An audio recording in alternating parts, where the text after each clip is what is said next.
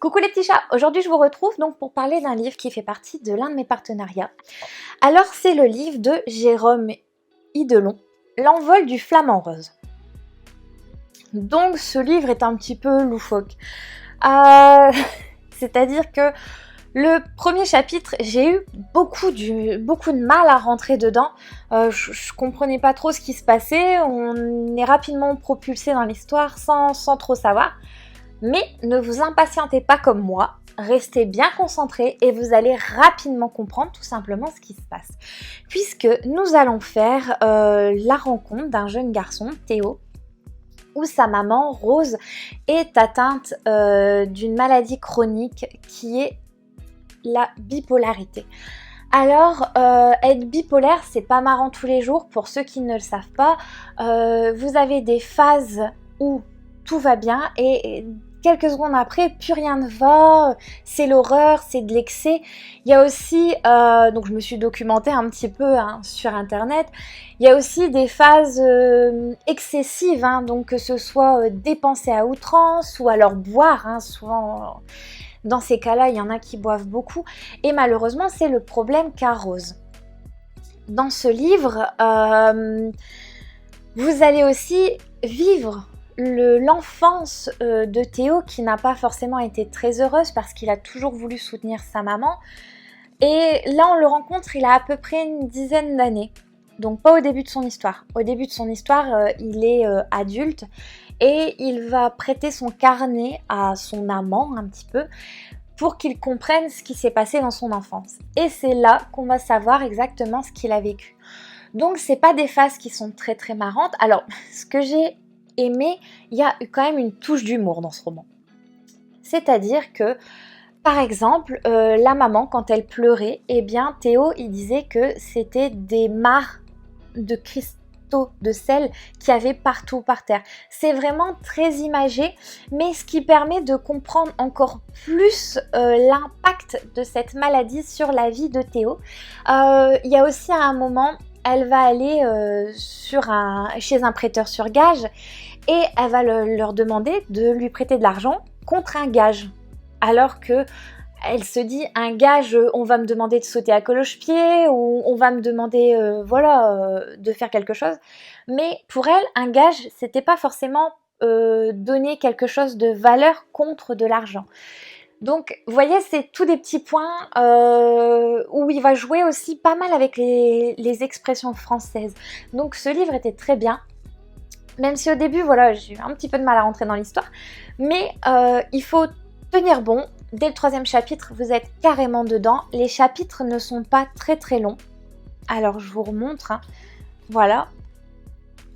Et alors, dans la vie de ce jeune garçon, il va pas y avoir que du mauvais, puisqu'il va faire la rencontre de Marcus, qui est le copain ou le compagnon de sa maman. Et lui va le prendre sous son aile pour l'aider tout simplement le temps que sa maman rentre dans un hôpital. Il va y avoir énormément de rebondissements, d'actions, mais tout est imprévisible puisqu'en fait cette maladie au quotidien est imprévisible. Donc on ressent tout ce concept dans le livre et ça c'était super. J'avoue avoir eu un peu mal au cœur pour Théo puisqu'il va être déscolarisé et il va suivre à 100% les démences de sa maman. Il va rentrer concrètement dans tous ses délires en pensant qu'en fait il l'aide et parce qu'il veut surtout ne pas être séparé de celle-ci. Donc vous vous doutez bien que l'inspection, l'aide à l'enfance va rentrer un petit peu dans cette histoire. Et là, ça va être le drame total. Ils ne veulent pas être séparés de l'un et de l'autre, même si Théo sait que sa maman a besoin d'aide, il ne veut pas vivre loin d'elle.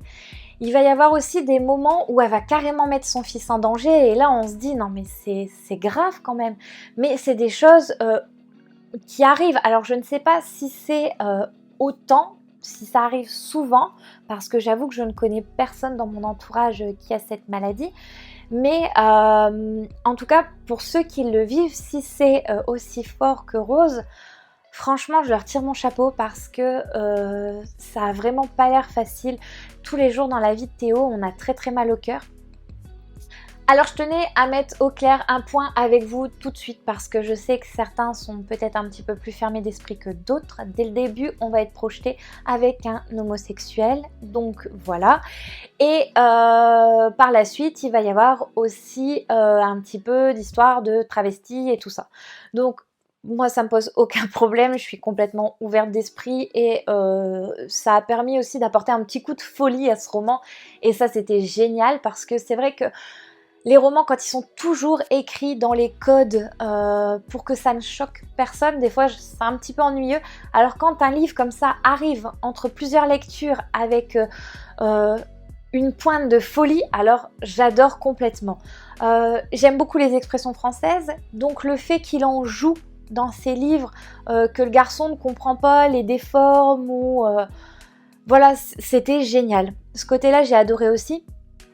Après, c'est vrai qu'on a du mal à comprendre parce que la maman, Rose, se comporte comme un enfant en fait. On dirait qu'elle a l'âge et la mentalité de son fils. Quand ils vont se mettre à faire des courses de chevaux dans l'appartement, enfin, ou alors écrire sur les murs, faire de la peinture, elle veut que son fils lui peigne un Michel-Ange au plafond alors que ça va être impossible. Mais voilà, c'est toutes ces choses qui font aussi comprendre un petit peu plus la maladie parce que, comme je vous en avais parlé avec Notre vie à 3, eh bien, pour Notre vie à 3, je connaissais absolument pas la maladie de Parkinson, j'ai appris beaucoup de choses. Et bien là, avec L'envol du flamant rose, j'ai appris certaines choses aussi sur les personnes qui sont bipolaires parce qu'on n'en parle pas beaucoup. Donc ça, j'ai trouvé ça aussi très très bien. En tout cas, c'est une super expérience. C'est pas forcément un livre pareil que j'aurais pris par moi-même. Donc je suis heureuse pour ce partenariat parce que ça fait déjà le 2e livre que je lis de leur maison d'édition. Le 3e devrait arriver, j'ai demandé aux alentours de courant septembre pour pouvoir vous en parler. Et si vous n'avez pas suivi le premier livre que j'avais lu, vous pouvez la retrouver, je vous mets le lien dans la description. C'était celui de La mystérieuse Kathleen Newton de Gérard Poteau, qui était un roman historique et biographique, et ça a été aussi un super coup de cœur parce que c'est le premier déjà que je lisais en roman biographique et tout simplement historique. Et surtout parce que c'était très bien écrit, j'ai appris beaucoup de choses. Et là c'est pareil, même si au début j'ai eu un peu de mal à rentrer dans l'histoire, j'ai été contente de le découvrir parce que franchement, faites pas comme moi, ne soyez pas impatient, dès le 3e chapitre vous comprenez tout. Soyez patient, il faut le temps que le décor soit planté parce que forcément par ce petit grain de folie, ces jeux, ces détournements de phrases, enfin c'est juste génial. Par contre, ce qui m'a aussi beaucoup fait rire, c'est ces petits mots d'enfants, justement, ces petites bêtises que font les enfants, ce qu'ils pensent, qui sont crédules et tout ça, on le retrouve à travers Théo. Donc on voit qu'il garde quand même un petit peu son âme d'enfant, mais malheureusement, avec la maladie de sa maman, il a dû quand même grandir très vite. Et donc on le ressent aussi au cours de ce livre qu'il a dû devenir plus rapidement mature et pour s'occuper d'elle tout simplement et éviter de la mettre en danger. Il va quand même faire fort attention à sa maman et ça c'est très très intéressant. En tout cas, je vous mets dans la description comme d'habitude le lien si vous souhaitez acheter ce livre. Bien sûr, je vous mets aussi mon Instagram et mon Facebook si vous voulez suivre mes lectures. Je mets aussi depuis peu mes menus, mais aussi des petits mots doux, des petits mots sympas que j'ouvre avec vous de temps en temps. Ce n'est pas tous les jours parce que j'avoue que j'oublie, mais voilà. En tout cas, j'espère que ce livre vous a plu, qui va être aussi instructif pour vous que pour moi. En tout cas, même la couverture est intrigante avec ce papier bulle, on se demande pourquoi. Et vous allez vous rendre compte qu'en fait, c'est un petit peu aussi pour la fragilité de Théo, puisque c'est un enfant et qu'il faut absolument qu'il vive son enfance à 100%. Voilà les petits chats, en tout cas j'espère que ça vous a plu. Et je remercie encore 1000 fois la maison d'édition et l'auteur pour l'envoi de ce livre. Gros bisous, à la semaine prochaine les petits chats.